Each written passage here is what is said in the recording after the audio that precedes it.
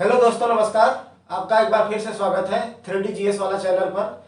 जैसा कि हम लोग बैंकिंग के बारे में डिस्कस कर रहे थे, बैंकिंग कंसेप्ट अब तक हम लोगों ने जैसे बैंकिंग के कार्य के अंतर्गत जमा स्वीकार करना और ऋण देना, आरबीआई के कार्य क्या क्या होते हैं।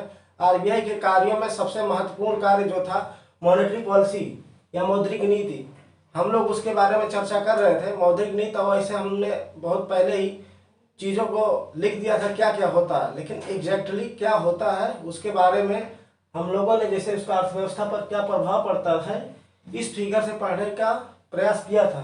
दोस्तों, ये फिगर जैसे मैंने कहा था बैंकिंग का जैकपॉट साबित होगा। आप अभी तो रेपो, रिवर्स रेपो, सीआरआर और एसएलआर इसके माध्यम से पढ़े हैं, तो आप अभी इसमें bank rate, MSF, open market operation और अदर कई चीज़ें आएंगी, जिससे मैं एक ही फिगर के माध्यम से जो टंकी, पानी की टंकी से मैंने रिलेट किया था उसी के माध्यम से मैं समझाऊंगा। दोस्तों, ये आपको एकदम कंठस्थ हो जाएगी चीज़ें, जैसे होता है फिजिकल दुनिया से मैंने रिलेट किया था पानी टंकी से, इसलिए अगला कंसेप्ट भी इसी से ही रिलेटेड होगा। लेकिन दोस्तों, जैसे मैंने पिछले वीडियो में रेपो, रिवर्स रेपो घटने से, बढ़ने से, सीआरआर, एसएलआर के घटने बढ़ने से क्या अर्थव्यवस्था पर प्रभाव पड़ता है उसके बारे में मैंने विस्तार से चर्चा किया था। लेकिन 2-3 दिन बाद दोस्तों मैं ये लेक्चर ले रहा हूँ, तो आपको मैं एक बार फिर से रिवाइज कराने की कोशिश करता हूँ 5 मिनट में। जैसे कि मैंने कहा था, ये पैसा ऊपर से नीचे फ्लो करता है दोस्तों, आप देख रहे होंगे डायरेक्शन, और यहाँ नीचे से ऊपर अर्थव्यवस्था में यही फ्लो पैसे का होता है बैंकों से कंज्यूमर या मार्केट के बीच में। इसके माध्यम से हम लोग समझे थे कि अगर रेपो रेट कम होता, मतलब इसका तीर नीचे की साइड होता है, रेपो रेट कम है, यहां भी हमने देखा था दोस्तों पैसे फ्लो अगर ऐसे करना है तो हमें रेपो रेट कम करना पड़ेगा। आपको याद करने के लिए यहां देखिएगा, इसका और इस दोनों एरो जो है एक ही डायरेक्शन में है, मतलब ये फेवरेबल कंडीशन है पैसे को ऊपर से या आरबीआई से बैंक तक लाने के लिए। और दूसरे केस में भी दोस्तों यहाँ भी एरो नीचे की तरफ है, अगर हम ऋण दर कम करते हैं इसका भी तीर नीचे की तरफ है, तो आप देखिएगा यहाँ भी पैसा आसानी से फ्लो करेगा। इस केस में दोस्तों ऊपर की साइड जा रहा है, अगर पैसा आरबीआई खींचना चाहता है तो हमने बोला कि अगर तीर ऊपर की तरफ है, यहाँ भी अगर तीर हम लोग मान लो ब्याज दर बढ़ा दिए, जमा दर जिसको कहा जाता है, तो इंस्पायर होंगे जनता पैसा बैंक में रखने के लिए। और यहाँ इस केस में भी अगर हम लोग डायरेक्शन इसका ऊपर करते हैं तो यहाँ भी पैसा ऊपर जाएगा। तो इससे हम लोग याद करने के पर्पज से कह सकते हैं, अगर सेम डायरेक्शन में दोनों एरो हैं या रेपो रेट कम है, यहाँ ऊपर से नीचे पैसा आ रहा है, तो भी पैसा ऐसे फ्लो करेगा। इस केस में भी दोनों सेम डायरेक्शन में है, इसमें और इसमें। वहीं दूसरी तरफ दोस्तों अगर हम लोग एरो को उल्टा कर दें, जैसे कि अब की बार हम एरो को ऊपर कर देते हैं, यहाँ एरो ऊपर है, यहाँ एरो नीचे है, दोनों रिवर्स है, दोनों का डायरेक्शन उल्टा है, तो इसका मतलब यहाँ अवरोध पैदा होगा दोस्तों। अवरोध अगर पैसा पैदा होगा तो यहाँ से पैसा आसानी से नहीं आ सकता। और इस केस में भी अगर हम लोग तीर ऊपर लगा देते हैं तो इसमें भी अवरोध दोनों बीच में चालू है, तो इसलिए भी कहा जाए तो पैसा आसानी से कंज्यूमर तक नहीं पहुंचेगा। और इस केस में भी अगर ऊपर है, अगर हम यहाँ नीचे कर देते हैं तो यहाँ देखिएगा ऊपर और नीचे दोनों में दोस्तों कंट्राडिक्शन है, तो इसलिए भी यहाँ से पैसा ऊपर नहीं जा सकता, डायरेक्शन जो मेन है इसका वहाँ नहीं जाएगा। और अब आप तो समझ ही गए होंगे, अगर इसको भी हम अपोजिट कर देते हैं इसके, तो इस केस में भी पैसा आसानी से ऊपर नहीं जाएगा। तो ये दोस्तों ये याद करने के लिए अब कैसे भी क्वेश्चन आपको कम ज़्यादा, रेपो कम है ज़्यादा है, इसके माध्यम से आप समझ सकते हैं। अब अगला चीज़ हम बताते हैं आपको, आज से नई चीज़ बताने की कोशिश करेंगे। रेपो और रिवर्स रेपो में क्या संबंध होता है। हम लोग अब तक रटते आए रेपो ज़्यादा होना चाहिए, रिवर्स रेपो कम होना चाहिए। जैसे कि एक कंसेप्ट होता है दोस्तों, रेपो नॉर्मली रेपो रेट ज़्यादा होता है रिवर्स रेपो से, ये 1% ज़्यादा होता है दोस्तों रेपो। ये हम लोग या तो याद करते हैं या रट लेते हैं। तो आज मैं ये समझाने की कोशिश करूंगा रेपो क्यों ज़्यादा होता है रिवर्स रेपो से। जैसे हमने एसेट लायबिलिटी में आपको बढ़ाया था, एक हाथ से हम पैसा ले रहे हैं तो हमारी जिम्मेदारी है कि हम अगले हाथ से उसको लौटाएं भी ब्याज सहित। अगर हम किसी से पैसा ले रहे हैं तो हमारी लायबिलिटी बनती, मतलब देयता बनती है कि हम उसको पैसा लौटा सकें। और दूसरे केस में क्या होता है दोस्तों, अगर हम किसी को पैसा दे रहे हैं एक बार में, मतलब हम कहीं जमा कर रहे हैं, मान लीजिए इस केस में बैंक में हम जमा कर रहे हैं, अगर बैंक में पैसा जमा कर रहे हैं, बैंक में एक हाथ से हम पैसा जमा कर रहे हैं तो दूसरे हाथ से हम ब्याज प्राप्त करेंगे। तो यहाँ अब तक हमने पैसे के फ्लो को देखा है दोस्तों। पैसा अगर नीचे आ रहा है तो ब्याज ऊपर जाएगा, ब्याज देना पड़ेगा, मतलब इसका डायरेक्शन ये होगा।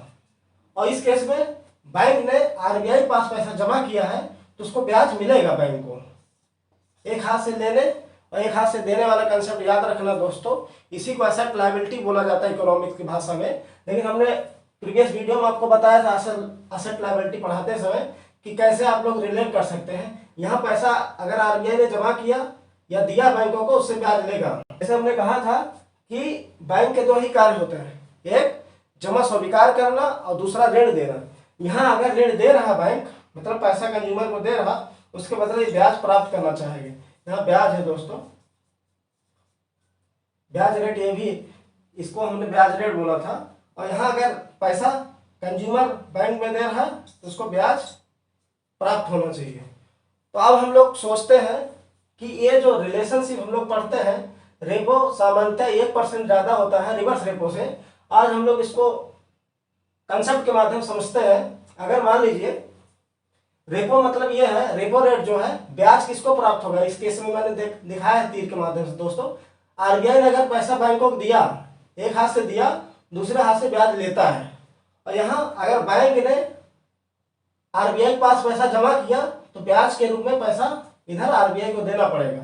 इस केस में बैंक ने अगर पैसा कंज्यूमर को दिया तो अगले हाथ से कंज्यूमर उसको ब्याज देगा।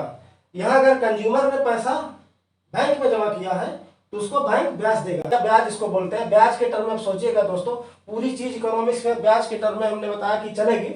अगर रेपो रेट ज्यादा है, मतलब तीर का निशान इधर है, देखिएगा दोस्तों, बड़ा है ये, रेपो रेट ज्यादा मतलब आरबीआई ज्यादा ले रहा है और रिवर्स रेपो के थ्रू बैंकों को कम ब्याज दे रहा है। तो ये कंसेप्ट कहा जाता है अच्छा है। एक बार अगर हम लोग इसको उल्टा करके मान लेते हैं, अगर मान लीजिए अब कि ऐसा हो, अब की रिवर्स रेपो ज्यादा है और रेपो कम है, इस केस में क्या होगा दोस्तों, जो रिवर्स रेपो के थ्रू बैंकों को ब्याज मिलता है वो ज्यादा मिलने लगेगा, जिसे हमने कहा था यहाँ बैंक को ब्याज मिलेगा। और रेपो के द्वारा जो आरबीआई को ब्याज मिलता था वो कम मिल रहा।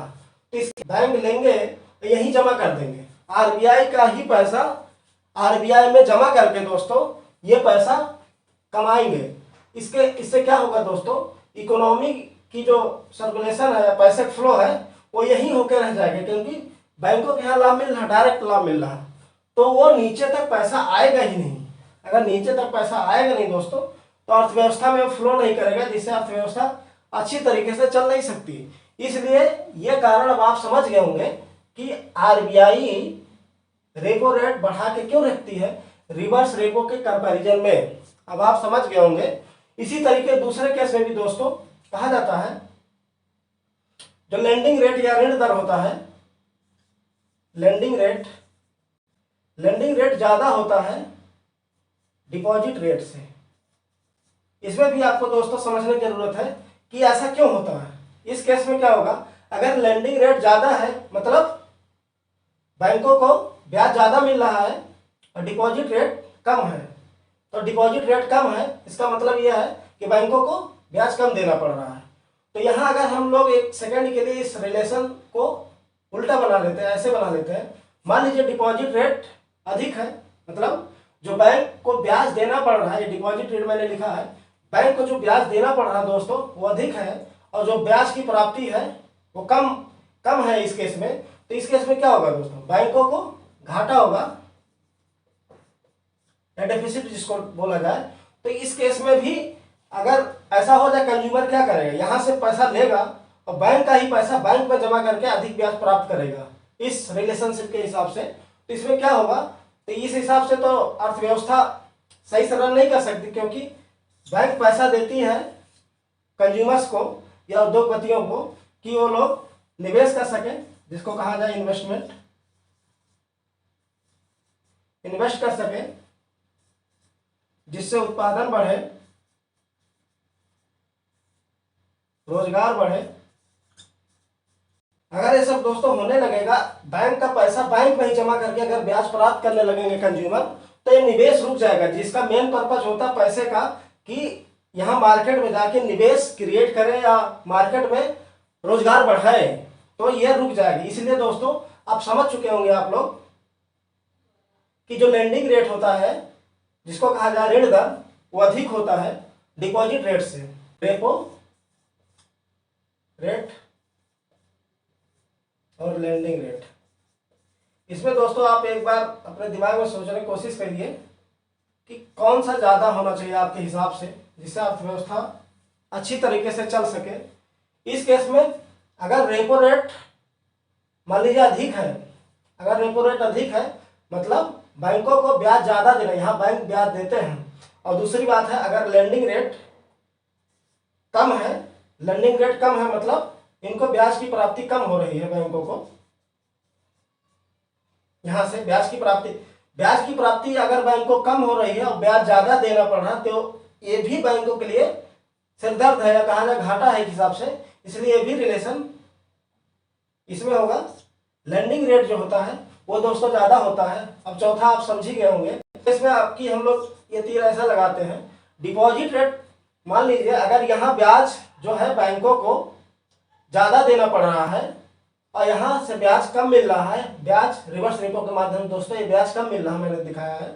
तो अगर यहाँ ये ज़्यादा है, ये कम है, तो यहाँ भी बैंक को क्या होगा, यहाँ ज़्यादा बैंक दे रहे हैं मतलब ब्याज ज़्यादा दे रहे हैं और ब्याज कम प्राप्त कर रहे हैं। इस केस में बैंक को घाटा होगा। इसलिए ये भी रिलेशनशिप दोस्तों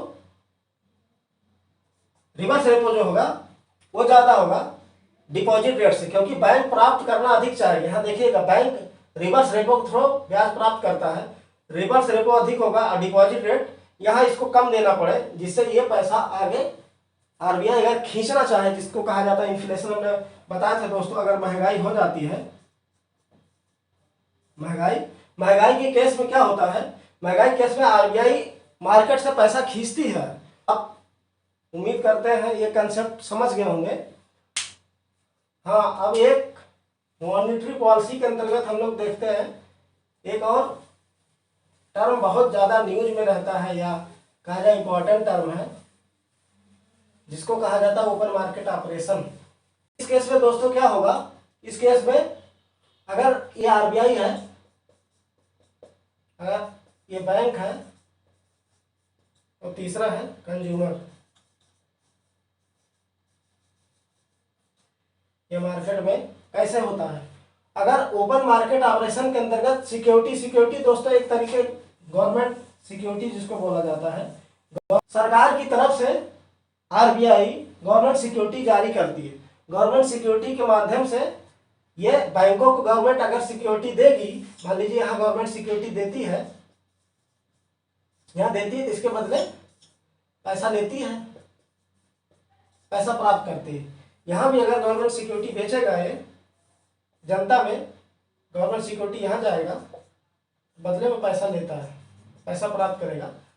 अब इस केस में अगर आरबीआई गवर्नमेंट सिक्योरिटी बैंकों को प्रदान करती है, तो बैंक उसको उसके बदले गवर्नमेंट सिक्योरिटी या पर्ची के बदले पैसा देंगे। यहाँ दोस्तों गवर्नमेंट सिक्योरिटी के बदले पैसा देंगे, और यहाँ अगर गवर्नमेंट सिक्योरिटी इनके पास आ गई तो ये भी गवर्नमेंट सिक्योरिटी कंज्यूमर तक आगे भेजेंगे, और गवर्नमेंट सिक्योरिटी अगर कंज्यूमर के पास जाता है तो उसके बदले पैसा दिया जाता है। वही एक हाथ से लेने और एक हाथ से देने वाला कंसेप्ट दोस्तों। एक हाथ से गवर्नमेंट सिक्योरिटी हमने लिया, दूसरे हाथ से बैंकों को पैसा दिया या आरबीआई पैसा दिया, ऐसे गवर्नमेंट सिक्योरिटी फ्लो करता है मार्केट में। गवर्नमेंट सिक्योरिटी के थ्रू भी आरबीआई जो है महंगाई कंट्रोल करने की कोशिश करती है। अब आप कहेंगे गवर्नमेंट सिक्योरिटी से महंगाई से क्या रिलेशन है दोस्तों। आप यहाँ देखिए, अगर यहाँ बेच रही है आरबीआई ने गवर्नमेंट सिक्योरिटी, अगर बेचा तो बैंकों से यहाँ पैसा खींच रही है। इसका मतलब क्या है, महंगाई के कारण अगर महंगाई है तो पैसा खींचना जरूरी है, तो बैंक को आरबीआई गवर्नमेंट सिक्योरिटी बेचेगी और पैसा खींच लेगी मार्केट से। इस केस में क्या होगा, बैंक जो है गवर्नमेंट सिक्योरिटी नीचे तक पहुंचाएंगे और पैसा ऊपर जाएगा। आपने देखा दोस्तों, गवर्नमेंट सिक्योरिटी नीचे आ गई और पैसा ऊपर पहुंच गया। इस केस में क्या हुआ, पैसा ऊपर फ्लो किया। अब इस केस में क्या होगा देखिएगा, अब संबंध बदल गए। इस केस में बैंकों के पास जो गवर्नमेंट सिक्योरिटी था तो आरबीआई को खरीद रही है। मतलब अगर गवर्नमेंट सिक्योरिटी आरबीआई खरीद रही है तो उसके बदले में पैसा बैंकों को देगी, क्योंकि एक हाथ से ले रही एक हाथ से देगी। यहाँ गवर्नमेंट सिक्योरिटी अगर जनता से बैंक खरीद रहे हैं तो पैसा देंगे, तो इस केस में पैसे का फ्लो नीचे की साइड है। तो आप समझ गए होंगे गवर्नमेंट सिक्योरिटी के माध्यम से आरबीआई पैसे का फ्लो कैसे ऊपर से नीचे कंट्रोल करती है, महंगाई भी कंट्रोल करती है। गवर्नमेंट सिक्योरिटी हम लोगों ने दोस्तों समझ लिया। ऐसे ही एक होता है करेंसी स्वैप। करेंसी स्वैप में नॉर्मली ये कहा जाता है जैसे रुपया है, डॉलर है, येन है, कई मुद्राएं होती हैं दोस्तों, उनकी मार्केट में खरीद बेच होती है। मार्केट में खरीद बेच कैसे होता है, मनी एक्सचेंज चैप्टर जो होता है हम लोग पढ़ेंगे इंटरनेशनल ट्रेड में, वहाँ मैं पढ़ाऊंगा दोस्तों। लेकिन अभी आप जान लीजिए करेंसी स्वैप के माध्यम से, जैसे यहाँ मान लीजिए डॉलर अगर बैंक खरीद रहे हैं उसके बदले पैसा देंगे कंज्यूमर को। और ये रिलेशन उल्टा भी हो सकता है, अगर बाई चांस मार्केट में रुपए को खींचना है या रुपए के अगर मान लो इस समय जैसे कि वैल्यू गिर रही है तो इस केस में क्या किया जाना चाहिए, रुपए को कम किया जाना चाहिए, क्योंकि जो चीज बहुत ज्यादा होती है उसकी वैल्यू बहुत कम हो जाती है। इस केस में डॉलर को मार्केट में छोड़ेगी और रुपए को खींचेगी। रुपए को अगर खींचती है, डॉलर को मार्केट में छोड़ेगी, रुपए को खींचेगी। अगर डॉलर मार्केट में बहुत ज्यादा हो गया, जिसको कहा जाए डॉलर की मात्रा अधिक हो गई, तो क्या होगा, रुपया स्ट्रांग हो जाएगा। रुपया स्ट्रांग होने की कंडीशन में ये होगा दोस्तों कि रुपया स्ट्रांग होते ही हमारे रुपए जो इस समय कहा जाता है कि इतिहास में शायद आज तक का भी जो कहा गया इतना बड़ा गिरावट नहीं आया था, इस समय गिरावट देखने को मिल रहा है। इसलिए कहा जाता है कि इस समय आरबीआई जो है रुपये को अगर डॉलर मार्केट में छोड़ती है, जैसे फॉरेक्स एक्सचेंज रिजर्व का हम लोगों ने दोस्तों पढ़ा होगा कि डॉलर वहां से हमने लगभग 100 बिलियन डॉलर मार्केट में फ्लो किया है। मार्केट में फ्लो इसी तरीके से किया गया है और पैसा यहाँ से ऊपर खींचा गया है, जिससे पैसे की वैल्यू बनी रहे। 80 या 82 रुपये है इस समय दोस्तों एक डॉलर बराबर 82 रुपये, जो एक दौर में शायद 62 या 65 या 70 करीब था। उससे आगे बढ़ते बढ़ते और कई कारण हैं दोस्तों, हम उसको पढ़ाएंगे। लेकिन इसमें एक कारण ये भी है कि डॉलर की कमी होगी अगर, तो रुपया कमजोर होगा। तो उम्मीद करते हैं करेंसी स्वैप और गवर्नमेंट सिक्योरिटी के बारे में आप लोगों ने कुछ सीखा होगा। यहीं से कंसेप्ट आगे हम लोग पढ़ेंगे दोस्तों। टेपरिंग जो अमेरिका में कहा जाता है, अमेरिका अगर छींकता है पूरी दुनिया को सर्दी लग जाती है। तो हम लोग पढ़ेंगे कैसे, लेकिन एक ही फिगर के माध्यम से हम लोग पढ़ने की कोशिश करेंगे। अब हम लोग यहाँ देखते हैं बैंक रेट और एमएसएफ। जैसे बैंक रेट मैंने कहा था दोस्तों, ये लॉन्ग टर्म के लिए लोन होता है, जैसे रेपो रिवर्स रेपो, ये 7, 14 या 28 दिन, ये कहा जाता है मैक्सिमम 28 दिन के लिए रेपो रिवर्स रेपो का ऑपरेशन होता है। इस केस में क्या होता है, ये शॉर्ट टर्म लोन है, ये शॉर्ट टर्म लोन है, ये शॉर्ट टर्म ऑपरेशन है। यहाँ हमने कहा था बैंक रेट जो होता है ये लॉन्ग टर्म के लिए होता है। लॉन्ग टर्म से आशा ये है दोस्तों, आरबीआई बैंक कंज्यूमर है। लॉन्ग टर्म के लिए आशा ये है दोस्तों कि जैसे कि कोई इंफ्रा डेवलप किया जाता है देश में, यहाँ कंज्यूमर में जैसे उद्योगपति हैं, कई लोगों को बहुत लंबे 5-5 साल 10-10 साल के लिए प्रोजेक्ट बनाना पड़ता है। जैसे रेलवे का विकास करना हो या मेट्रो का या कहीं सड़कें बनानी हो, वहाँ प्राइवेट पीपीपी माध्यम के से निर्माण होता है, हम लोग पढ़ेंगे निवेश मॉडल में। तो उस केस में ऐसा होता है दोस्तों, बहुत लंबे समय के लिए फंड की जरूरत पड़ती है। तो इस बैंक रेट के माध्यम से दोस्तों, बैंक रेट मतलब लॉन्ग टर्म होता ही है, 1+ 1 साल से अधिक के लोन को लॉन्ग टर्म लोन बोला जाता है। इस केस में अगर लॉन्ग टर्म के लिए बैंक पैसा ले रहा है तो लॉन्ग टर्म के लिए दे भी सकता है कंज्यूमर को, तो ये पैसा अगर लंबे समय के लिए होगा तो यहाँ कंज्यूमर आसानी से पैसा यूज कर सकते हैं, अपना प्रोजेक्ट पूरा कर सकते हैं, वहाँ से फिर उनको रेवेन्यू जनरेट होगा, फिर वो आगे पैसा वापस करेंगे। एक हम उसी समय पढ़ा चुके हैं दोस्तों, इसको एक जान ही देना काफ़ी है।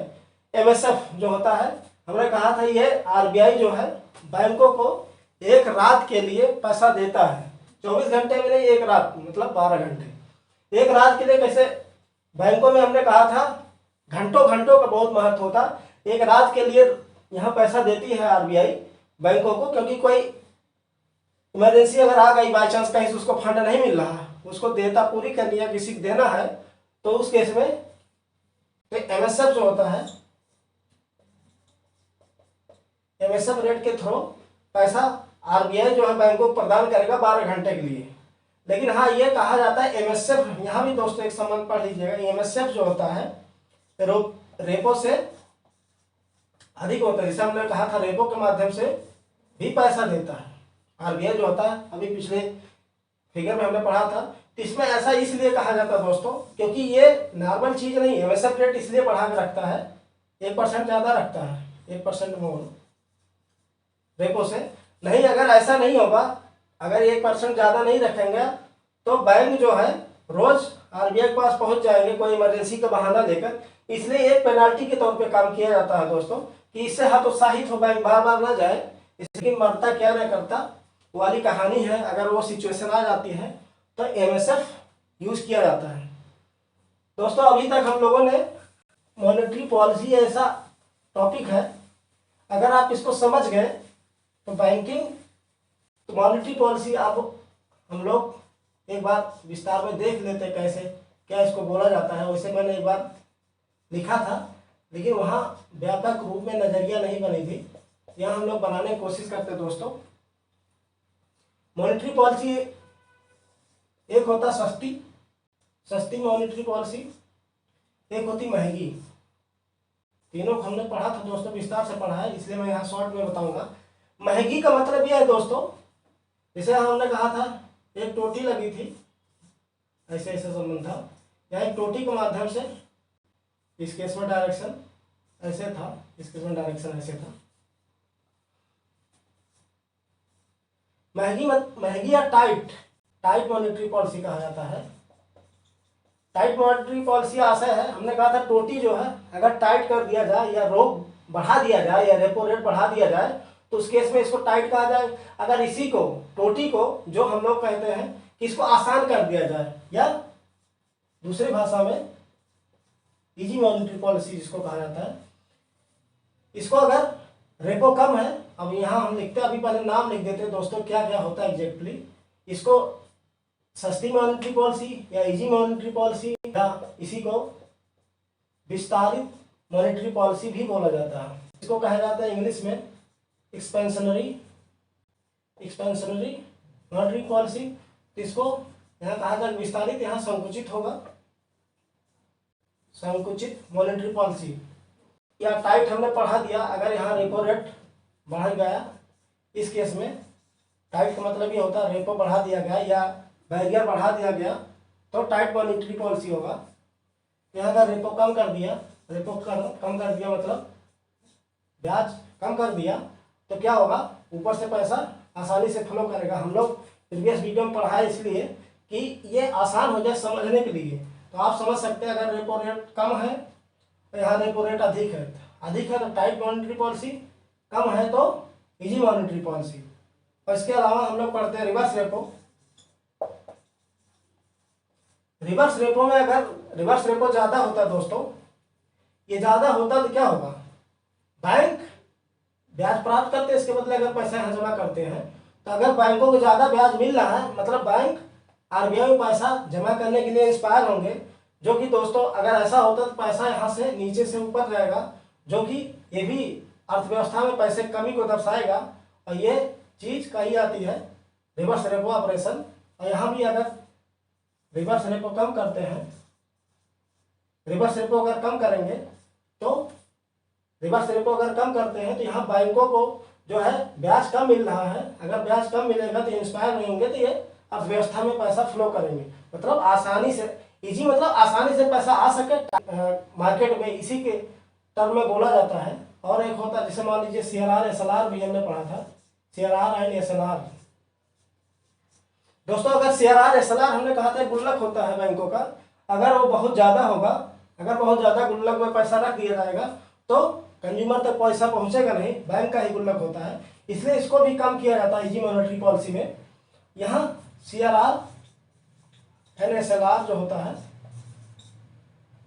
यहाँ बढ़ा के रखा जाता है, क्योंकि यहाँ अगर बढ़ा के रखेंगे तो पैसा ऊपर जाएगा।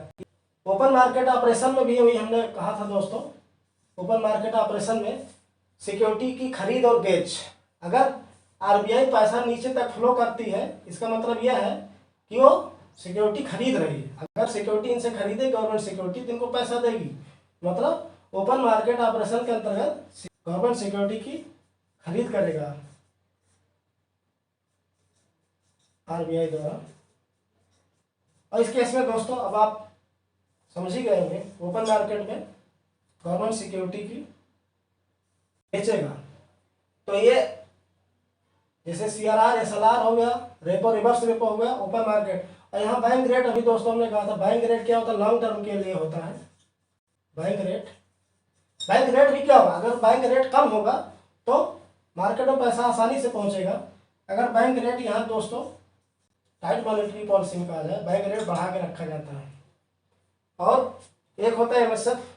तो ये दोस्तों हमने मॉनेटरी पॉलिसी में सस्ती मॉनेटरी पॉलिसी और महंगी मॉनेटरी पॉलिसी, आप ये डायग्राम हम आपको एक बार पढ़ा चुके, इसलिए दोस्तों मैं यहाँ बहुत ज़्यादा विस्तार से नहीं चर्चा कर रहा हूँ, क्योंकि प्रीवियस वीडियो मैंने बताया था कैसे रेपो घटता है बढ़ता है, CRR घटता बढ़ता है, उसका क्या प्रभाव अर्थव्यवस्था पर पड़ता है, तो हम लोग पढ़ चुके हैं। यहाँ मैं सिर्फ एक डायग्राम बनवा दे रहा हूँ जिससे आपको एक बार आइडिया हो जाए, सस्ती या इजी मॉनेटरी पॉलिसी या विस्तारित, ये सब एक ही नाम है, सभी को एक ही नाम से पुकारा जाता है, आप कंफ्यूज ना हो। ये पूछा भी जाता है तो इसके माध्यम से क्या क्या ऑपरेशन कर सकती है RBI, या मार्केट में क्या होता है, महंगाई को रोकने के लिए क्या क्या कदम उठाए जाते हैं। तो उम्मीद करते हैं दोस्तों आप मॉनेटरी पॉलिसी आप अच्छे तरीके से एक व्यापक माइंडसेट के साथ पढ़ लिए होंगे और समझ भी गए होंगे, उम्मीद करते हैं। तो अब आपको रटने की जरूरत नहीं पड़ेगी, कंसेप्ट मैंने बता दिया है। आज के लिए दोस्तों इतना ही। थैंक यू, नमस्कार।